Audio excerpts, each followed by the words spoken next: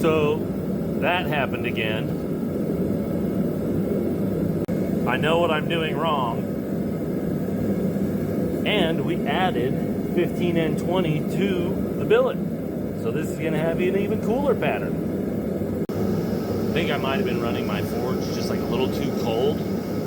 It forge welded, but then it came apart. So I'm letting it heat up to 2300 degrees. That should do it.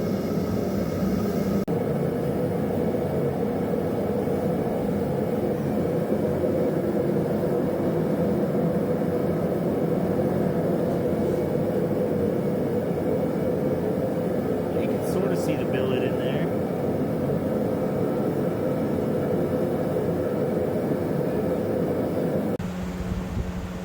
Success! We'll see what success looks like.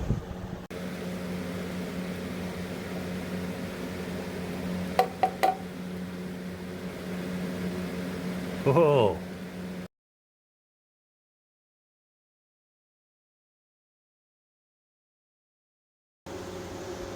First successful four-way. We'll cut this into little 2-inch pieces, add some more steel, draw another bar out. I don't know if we'll do it once more, probably just once more. And then we'll make the dagger.